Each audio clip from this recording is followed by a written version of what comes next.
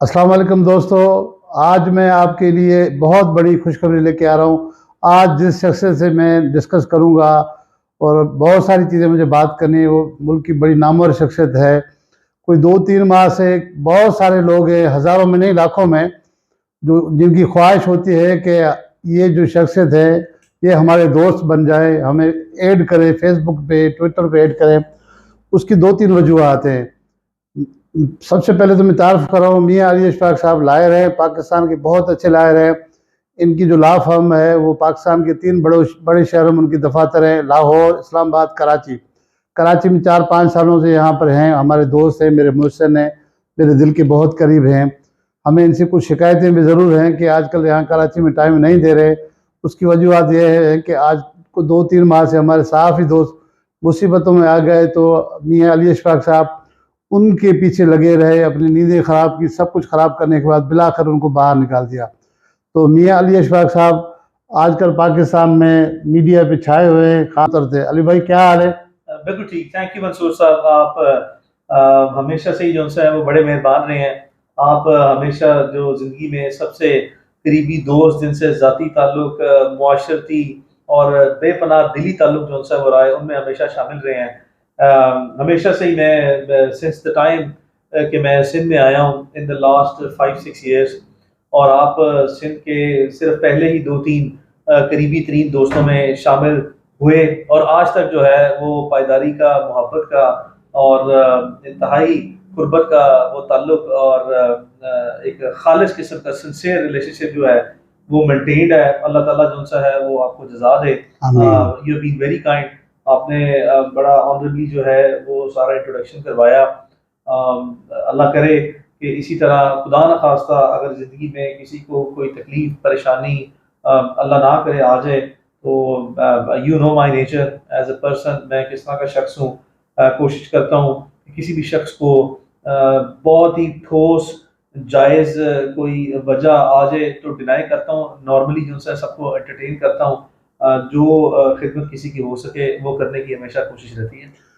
अली भाई ये बताएं कि जिस तरह से हमने देखा कि मीडिया के साथियों के लिए आपने दिनों रात इतनी कोशिश की कि आप सोना भूल गए, आप खाना भूल गए, बहुत सारी चीज़ें भूल गए, तो रूटीन के जो आपके क्लाइंट होते हैं आप उसके लिए भी इतना ही करते हैं?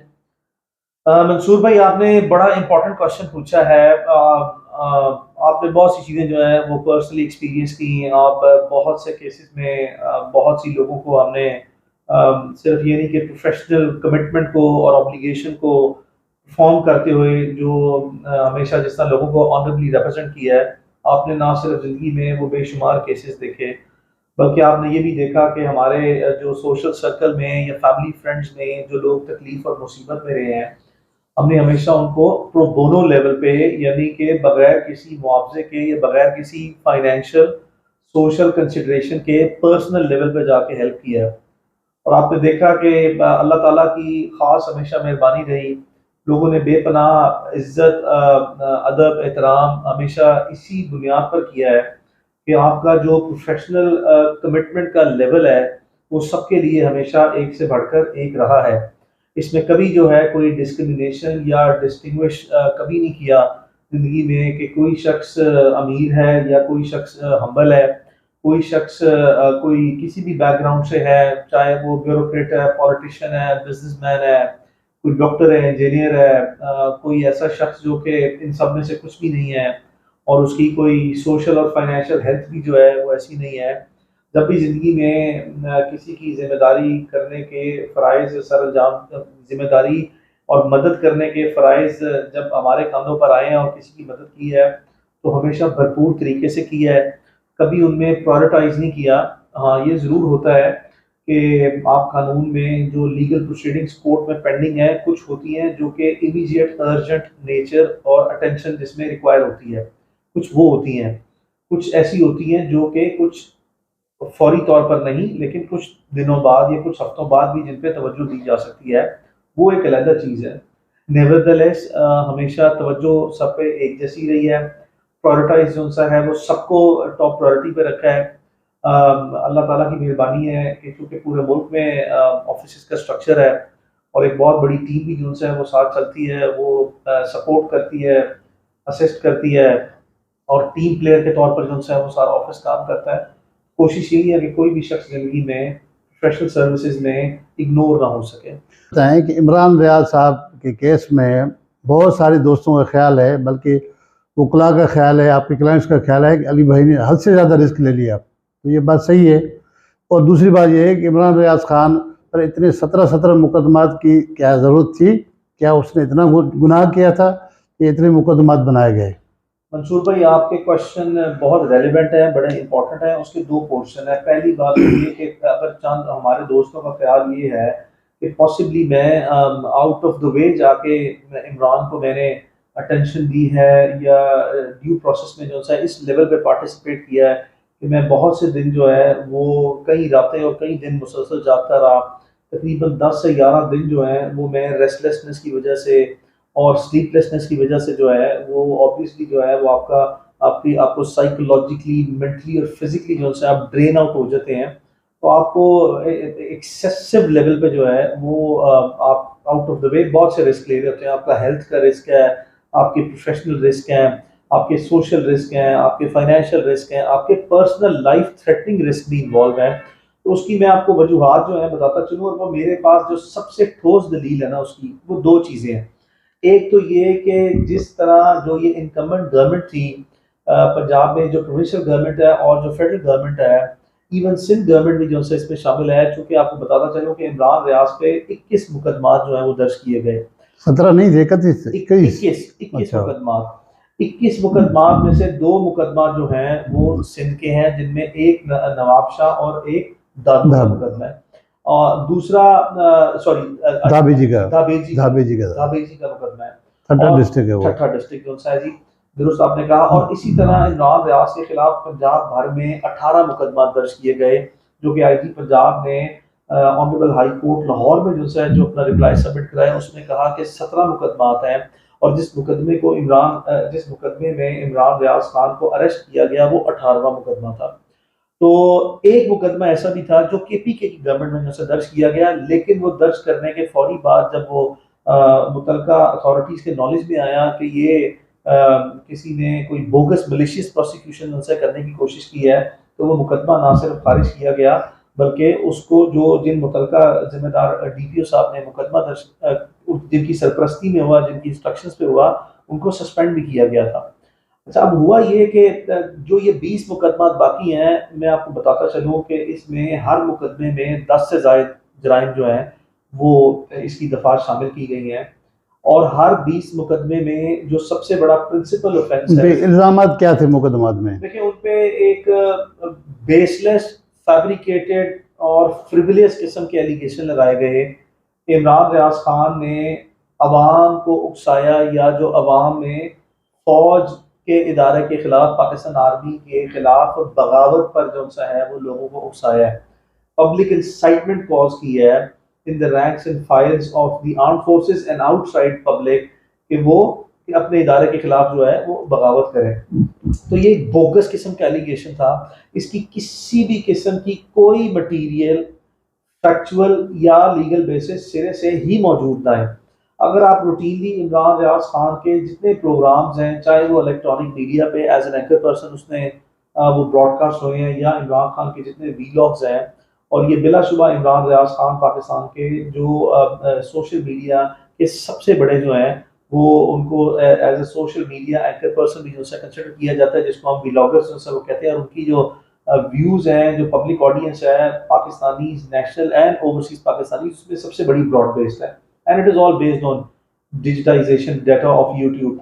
तो उसमें इमरान के खिलाफ जो सबसे बड़ा ऑफेंस लगाया गया हर मुकदमे में, उसकी जो सज़ा है कानून में वो सज़ाए मौत है और उम्र कैद है। और इमरान के खिलाफ हर मुकदमे में 10 में से 3 जराइम ऐसे लगाए गए जो कि नॉन बेलेबल ऑफेंसेस हैं। और मैं आपको बताता चलूं कि पाकिस्तान की हिस्ट्री में अब मेरा ज़्यादा ड्यू प्रोसेस के थ्रू अटेंशन देना इसलिए लाजमी तौर पर था, पेशा वराना तौर पर, कि it was a cases of a very heinous nature, बड़े संगीन किस्म के जराइम का इतलाक किया गया।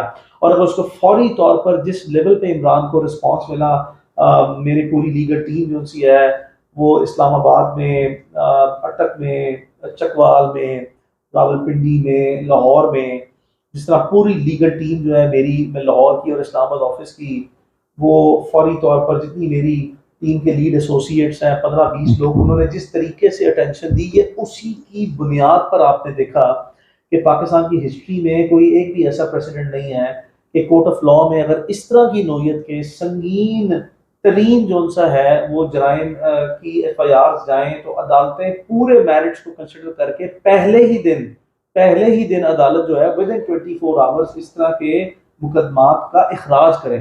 अदालतें जो सा हैं उन्होंने इमरान रियाज खान को डिस्चार्ज किया इन मुकदमात में से, और बैक एंड फोर्थ सिर्फ एक शहर में नहीं, पहले अटक से हुए, रावलपिंडी से हुए, चकवाल से हुए, फिर लाहौर से हुए। Subsequently in the mean time, चूंकि ये सारा प्रोसेस इतनी तेजी से चल रहा था कि जो ही इमरान रियाज खान को अरेस्ट किया तो 10 से ज्यादा पुलिस स्टेशनों की वो गाड़ियां आ गई उसको अरेस्ट करने। अभी उसको अटक में सुबह प्रोड्यूस किया तो 5 से 7 जिलों की पंजाब के पुलिस पहले से ही मौजूद थी कि जी एक डिस्ट्रिक्ट के पुलिस एहलकार कहें कि जी इसकी कस्टडी अब हमने लेनी है। इसका मतलब ये हुआ कि उन्होंने सबक सिखाने का मुकम्मल बंदोबस्त किया हुआ था। कहा यह जाता है कि गवर्नमेंट ऑफ पाकिस्तान ने पूरी, जब से पाकिस्तान बना है 1947 से लेकर आज तक, इस नोटोरियस लेवल पे इतनी अपनी जो रियासत की पूरी ताकत है किसी को भी कुचलने के लिए, उसके लिए बेदरेग वसाइल का इस्तेमाल कभी भी नहीं किया किसी भी एक फर्द के लिए, और बिलखसूस वो सहाफ़ी हो। कोई ऐसी हिस्ट्री नहीं है पाकिस्तान में।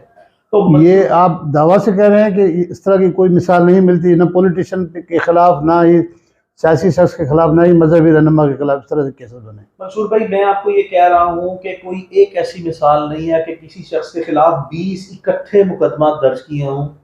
फिर मैं आपसे ये कह रहा हूँ कि एक ही डिस्ट्रिक्ट में अभी वो एक मुकदमे में गिरफ्तार करके अदालत में मजीद कार्रवाई के लिए पेश किया जाए, और वहां पे 6-6, 7-7 इजला की पुलिस जो है वो 8-8, 7-7 पुलिस की जो है गाड़ियां लेके पहुंच जाए। ये कभी भी नहीं हुआ। कोई सियासी शख्सियत नहीं है, कोई मजहबी शख्सियत नहीं है, कोई कारोबारी शख्सियत नहीं है।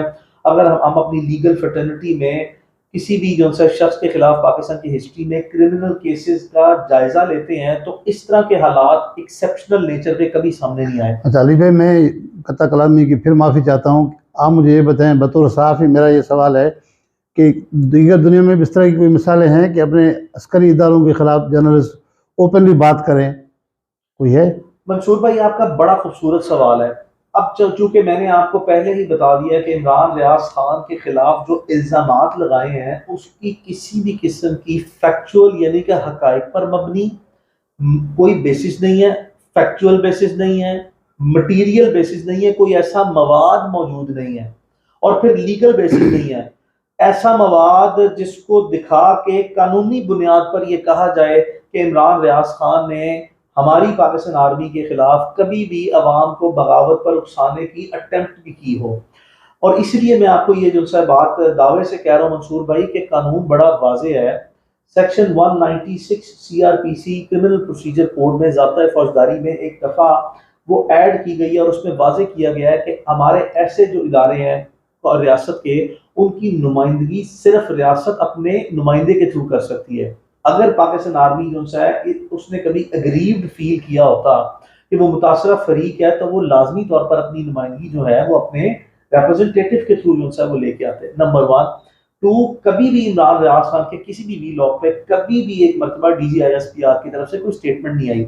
और तीसरी बात ये है कि मैं ये कहता हूँ पाकिस्तान आर्मी, कोई इसमें शक व शुबा नहीं है किसी भी शख्स के लिए जो इस मुल्क का शहरी है कि उसके लिए पाकिस्तान आर्मी पाकिस्तान के सबसे ज्यादा प्रेस्टिजियस इंस्टीट्यूशंस, और देखें मेरे मुल्क में अनफॉर्चुनेटली जो नंबर ऑफ प्रेस्टिजियस इंस्टीट्यूशंस हैं वो कोई ज्यादा नहीं है, वो उंगलियों पर गिन सकते हैं। तो जो उंगलियों पर गिनने वाले हैं, जिस तरह हमारी की पिलर्स ऑफ द स्टेट्स में जुडिशरी है, हमारी ऑनरेबल एपेक्स कोर्ट और हमारी पूरी कोर्ट्स ऑफ द कंट्री है, इसी तरह पाकिस्तान आर्मी है, चंद एक और सिविलियन इदारे हैं, प्रोबेबली मोटरवे जो है एक ऐसा इदारा है पाकिस्तान में जिसकी सर्विसेज से लोग मुतमईन है, प्रोबेबली जो है नादरा एक ऐसा इदारा है जिसमें शायद कोई जो इंतजामी हवाले से जो है लोग ज्यादा परेशान नहीं है। तो ये थोड़े से मिसाली इदारे हैं जिससे अवाम मुतमईन है।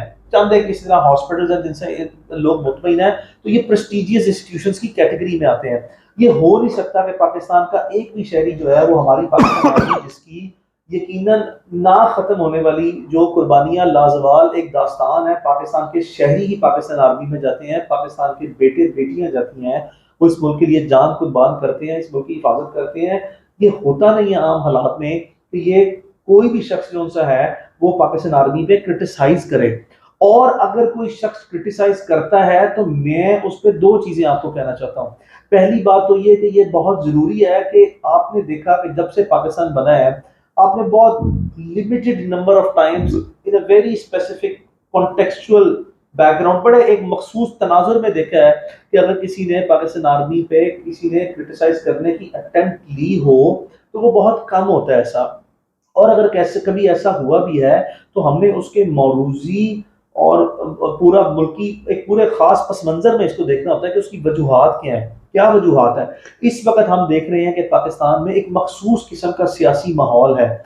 हमने देखा कि पाकिस्तान में अनफॉर्चुनेटली कोई ऐसा सियासतदान बाकी नहीं है जिसने अपनी अपनी जो सा अपने आप को जो सा है पॉलिटिकल विक्टिमाइजेशन का कार्ड सामने रख के जो सा है एक एंटाई एस्टेब्लिशमेंट स्टैंस जब वो ऑपोजिशन में है उसने ना लिया हो। और सियासी रहनुमाओं का देखा देखी जो सा है वो अब एक ट्रेंड अनफॉर्चुनेटली जो सा वो सेटअप हो गया है कि जहां पे आप पाकिस्तान आर्मी जैसे इंस्टीट्यूशन को भी क्रिटिसाइज करते हैं। हाउएवर यहाँ पे एक एक्सेप्शन भी है। हमने ये देखना है कि बाय एंड लार्ज आप पाकिस्तान आर्मी को रूटीनली क्रिटिसाइज ना करना चाहिए, ना आप कर सकते हैं, लेकिन इसकी वजूहात के दरमियान में भी हमें पहुंचने की जरूरत है और उन वजूहात का सद्देबाब करना जो सा है वो रियासती इदारों के लिए जरूरी है। जहां तक इमरान का सवाल है, मैंने आपको बता दिया कि इमरान रियाज खान के ऊपर जितने मुकदमात हैं वो एक एक करके अदालतों ने जो है वो खारिज करना शुरू किए हुए हैं और कोई ऐसी चीज जो है वो इमरान के खिलाफ सामने ना आई है।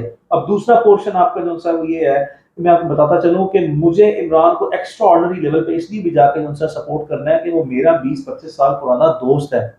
मेरे ऊपर दो इकट्ठी जिम्मेदारियां जो है वो एकदम आ गई, एक as a professional lawyer that I am representing him in a professional capacity in a court of law, और दूसरा कि मुझे एज अ पर्सनल फ्रेंड भी जो उसको आउट ऑफ द वे जाके जो है सपोर्ट करना। और ये इसकी बुनियादी वजूहात है कि मैंने तमाम रिस्क अगर मैंने लिए भी हैं तो वो एक जस्टिफाइबल तरीके से लिए हैं और वो मेरा दोस्त है, वो उसको डिजर्व करता है। अच्छा अली भाई ये बताएं कि ऐसे केसेस में अक्सर बेशतर जो है वकलाओं को ये शिकायतें हैं कि रियासती मशीनरी उनको थ्रेड करती है, उन पर प्रेशर डालती है, तो क्या आपको इस तरह से डायरेक्ट डायरेक्ट कोई चीज़ें आई? मंसूर भाई आपने बड़ा खूबसूरत सवाल किया है। मैं आपको ये बताता चलूं कि मैं पाकिस्तान के वकला में शायद कम ऐसे वकला हैं जिसको ये प्रिविलेज अपनी ज़िंदगी में रहा है कि उसने पाकिस्तान में ना सिर्फ ये कि प्राइवेट सेक्टर की सरकारी इदारे जो गवर्नमेंट के लेवल पे हैं, district government, provincial government, federal government के जितने प्रेस्टिजियस लीड इंस्टीट्यूशंस हैं, उसके साथ साथ रियासती इदारों की भी बहुत से मामला में जो है वो लीगल रिप्रेजेंटेशन की है। और जब आप अपना काम ईमानदारी से करते हैं, काबिलियत से करते हैं और इंतहाई जुर्रतमंदी और दिलेरी से करते हैं ना, तो आपकी जो इंटेग्रिटी है एज अ प्रोफेशनल लॉयर वो अनक्वेश्चनेबल हो जाती है। तो पूरी जिंदगी में जो सा है पाकिस्तान के ना सिर्फ ये कि रियासती इदारों में मौजूद लोग, सरकारी इदारों में मौजूद लोग, बल्कि प्राइवेट लोग भी जो है और जो मेरे सहाफ़ी दोस्त हैं जिसमें आप शामिल हैं, उनको मेरी इंटेग्रिटी का पता है कि मैं किसी भी शख्स इनफरादी तौर पर या इदारे की तरफ से अपने आम केसेस में भी मैंने ज़िंदगी में कभी मुखालिफ फरीक का जो सा दबाव ना कबूल किया है, ना ही मेरी ये तरबियत है और ना ही मैंने ज़िंदगी में किसी भी कीमत पर यह फैसला किया हुआ है कि ऐसा दबाव जो है मेरी ज़िंदगी पर असर नहीं रखता। तो मुझे आज तक अल्लाह का शुक्र है, मैं आपको रिकॉर्ड पर बताता चलूँ कि मुझे कभी किसी इदारे की तरफ से तावक्त किसी भी नुमाइंदे ने या प्राइवेट किसी भी फर्द की तरफ से पाकिस्तान में अपने जिंदगी में किसी भी केस की लीगल रिप्रेजेंटेशन के लिए पहले तो दबाव आया नहीं है। और अगर कभी किसी ने उसकी इक्का दुक्का अटेम्प्ट लिया है तो जिंदगी में उसको हमेशा मायूसी का सामना करना पड़ा है। और मैं बड़ा शुक्रगुजार हूँ उन तमाम लोगों का जो ज़िंदगी में मुझे जानते हैं, पहचानते हैं और मेरे मिजाज को और मेरी शख्सियत को और किरदार को जानते हैं, और उन्होंने मुझे कभी भी ज़िंदगी में इस तरह के इम्तिहान में नहीं डाला। खुदा ना खास्ता अगर कभी किसी ने जो है मुझे ऐसे इम्तिहान में डालने की कोशिश की तो मैं आपके प्लेटफॉर्म से जो है वो वाज़ेह तौर पर अनाउंस कर दूँ कि भाई मुझे कोई भी फ़र्द हो या कोई भी इदारा हो, उसका कोई भी नुमाइंदा हो, मेरी प्रोफेशनल ऑब्लिगेशन और रिस्पॉन्सिबिलिटीज निभाते हुए जो उनसे इन्फ्लुएंस करने की कोशिश मत करें। आपको यकीन करें मायूसी होगी। मैं प्रोफेशनल लॉयर हूँ, मैं अपना काम उनसे पूरी ईमानदारी से करता हूँ। उसके दरमियान में मैं किसी भी सूरत जो है वो जो एक अमानत के तौर पर जिम्मेदारी निभा रहा हूँ, मैं खयानत जो है उसका मुर्तकिब नहीं हो सकता। अच्छा अली भाई, ये बताएं कि हर किसी का ज़िंदगी में कुछ ना कुछ गोल होते हैं, तो वकील बनने के साथ गोल्स क्या हैं आपके? मंसूर भाई, सबसे पहला और सबसे बड़ा गोल इंसान का ये होता है कि अपनी ज़िंदगी में वो एक अच्छा इंसान बने। और एक प्रोफेशनल होने के नाते जब इंसान अपने नेशनल लेवल पे अपनी प्रोफाइलिंग करता है और एक सोसाइटी में जो सा एक अच्छे प्रोफेशनल एक कंडक्ट की वजह से एक प्रोमिनेंट जो सा है वो हैसियत इख्तियार कर देता है, तो लाजमी तौर पर फिर उसका फ़र्ज़ होता है कि वो इस सोसाइटी को पे बैक करे। तो फॉर द टाइमिंग, तो चूँकि मेरे पाकिस्तान में आप जानते हैं कि तीनों शहरों में 6 दफातर हैं, 2 कराची में हैं, 1 लाहौर में है, 3 लाहौर में और 1 इस्लामाबाद में है। तो अपनी लॉ फर्म के लिए अपनी प्रोफेशनल रिस्पॉन्सिबिलिटीज़ को निभा रहा हूँ। बहुत ज़्यादा पब्लिक की तरफ से प्रेशर आ रहा है। बहुत सी जो उनसे हैं वो सियासी जमातें भी जो हैं वो अटेम्प्ट कहीं न कहीं जो उनसे वो कर रही हैं कि मैं शायद कोई ज़िंदगी में पॉलिटिकल रोल प्ले करूँ। बहुत सी चीज़ें जो हैं वो मैंने वक़्त और हालात पे छोड़ी हुई हैं। एम्बिशन सिर्फ़ यही है, गोल्स यही हैं कि अल्लाह ताला से हमेशा ख्वाहिश का इज़हार किया, दुआ भी की है कि जब अल्लाह ताला जो सा है वो अल्लाह ताला ने एक दिन हम सबकी जान लेनी है और हमने बड़ी खुशी से देनी है। अल्लाह की अमानत है, लेकिन अल्लाह ताला दुनिया में जाने से पहले जो है वो करोड़ों और अरबों मुसलमानों और ख़ासकर जो पाकिस्तानी मुसलमान हैं उसके लिए बहुत बड़े पैमाने पर अल्लाह ताला अच्छे काम ले ले और ये रिकॉर्ड पर रहे कि ये अल्लाह की मर्ज़ी है कि अल्लाह ताला ने अगर काम लेने रहे, हमने बिल्कुल अल्लाह ताला से वादा किया है कि इन कामों के लिए जो सा है वो अपने आप को पेश किया है। मैंने अल्लाह ताला के सामने एक लॉटरी डाल दी है, इन्वेस्टमेंट कर दी है। अल्लाह ने दुनिया में दुआ कबूल की, इंशाल्लाह शुक्र अल्हम्दुलिल्लाह, तब भी नहीं की तो आखिरत में मैं यकीन रखता हूँ अल्लाह ताला नियतों के और दिलों के हाल जानता है। अल्लाह लाज़मी उनसे उसकी जज़ा दुनिया और आखिरत दोनों में देंगे। अली भाई, ये बताएं कि अगर आपको जज की ऑफ़र हो जाए तो आप जज बनना पसंद करेंगे? मंसूर भाई, मैं इस वक़्त, मेरी उम्र है 38 साल। मैं 38 साल की उम्र में इस वक़्त मौजूद हूँ। 38 ईयर्स में मैं आई एम इंटू 38 ईयर्स। 38वें साल में हूँ मैं। तो एक कॉन्स्टिट्यूशनल पोस्ट पे आने के लिए at the level of the जज ऑफ द हाई कोर्ट आपकी जो फर्स्ट क्राइटेरिया क्वालिफिकेशन है वो एज की क्वालिफिकेशन होती है, 45। आपकी 45 साल की हद उम्र मुकर्रर की हुई है। तो मेरा ख्याल है जो चीज़ें जिस तरह इस वक्त डेवलप हो रही हैं, अभी इस सवाल को जो सा एक मुबहिम सवाल रहने दें, क्योंकि मेरे पास अभी भी जो सा वाज़ेह गुंजाइश है 7 साल की और अभी मुझे मज़ीद बहुत सी मेहनत करना बाकी है। एक अच्छे नेक और पेशा वराना अपने रोल में रहते हुए जो है वो मुझे एक नुमाया मकाम मज़ीद हासिल करना है। मैं अभी भी अपने आप को जो है वो एक अच्छा वकील बनाने की कोशिश और जद्दोजहद में जारी हूँ। इंसान तालिब इल्म होता है और ख़ासकर जो कानून के तालिब इल्म हैं वो पूरी ज़िंदगी सीखते हैं, हम सब सीखते हैं। तो मेरी कोशिश अभी यही है कि जिस लेवल पे मैं अपनी वकालत कर रहा हूँ, इसी में ही मैं मज़ीद पुख्तगी और पायदारी जो है वो हासिल करूँ और अल्लाह से दुआ है अल्लाह ताला इसी तरह मज़ीद कामयाबियाँ जो है वो इज्जत के साथ और ऑनर के साथ और डिग्निटी और इंटेग्रिटी के साथ जो है वो अता करे। और बाकी जब वक्त आएगा तो इंशाल्लाह कुछ चीज़ें वक्त और हालात पे हैं। मैं बाय चॉइस जो है वो इस अच्छा अली भाई, क्वेश्चन मैं को आपकी रख रहा हूँ। मेरी एक छोटा सा एक सवाल है मेरा, क्या आप संसद में आएंगे? बहुत सारे लोगों के दिमाग में सवालात हैं। मंसूर भाई, अगर अल्लाह ने चाहा कि मैंने बजरिया सियासत जो उनसे है वो चूँकि मेरा, आप जानते हैं ज़िंदगी में कोई ऐसे एम्बिशन नहीं है जो पाकिस्तान में रूटीन के सियासतदान हैं जो इख्तियार हासिल करने के लिए, हवस के लिए, पैसों के लिए, नुमाया मकाम के लिए आते हैं। ये तमाम चीज़ें अल्लाह ताला ने मुझे छोटी सी उम्र में दे दी हैं, मुझे इनकी ज़रूरत ना है। अगर अल्लाह ने बजरिया सियासत जो सा है वो किसी बड़े पैमाने पर जो सा है वो इस मुल्क के मुसलमानों के लिए और पूरी दुनिया के मुसलमानों के लिए मुझसे मरने से पहले कोई काम लेना है, तो अगर सियासत में रास्ता हुआ तो सियासत में भी आने से जो है दरेज भी किया जाएगा। लाज़मी इंशाल्लाह सियासत में आएंगे। बहुत शुक्रिया अली भाई, आपसे तो कई घंटे चाहिए, ये मुख्तसर बातचीत ना काफ़ी है। तो थैंक यू। दोस्तों, आपने मियाँ अली अशफाक साहब से मैंने कोशिश की कि उनके दिल की बातें आप तक पहुँचाऊँ, क्योंकि ये 2-3 माह में जिस लेवल के उन्होंने काम किए हैं, तो बहुत सारे दोस्त मुझसे भी सवाल कर रहे थे कि अली भाई जब कराची में आए तो उनसे ज़रूर पूछना कि ये बात कैसे है, ये बात कैसे है। तो अली भाई हमेशा मेहरबान है सब पे, और सिंध वालों पे स्पेशली मेहरबान है। इनको सक्खर, हैदराबाद जहाँ भी हम भेजते हैं दोस्तों के, तो चले जाते हैं। कोयटा हो, लाहौर हो, इस्लामाबाद हो, पेशावर हो, मुल्तान हो, कराची, सक्खर, मैं हैरान रहता हूँ खुद। मैं तो कभी कभी इनसे लड़ पड़ता हूँ, क्योंकि मैं इनसे बड़ा हूँ, मैं लड़ पड़ता हूँ कि खुदा के बंदे अपनी सेहत का ख्याल करें। लेकिन ये शख्स है कि इसको अपनी सेहत का ख्याल नहीं है, हर जगह जाते हैं। तो उम्मीद करता हूँ आपको अली भाई के साथ जो गुफ्तगू हुई आपको पसंद आएगा। नए वीडियो के साथ दोबारा मुलाकात होगी। अल्लाह हाफ़िज़। Thank you.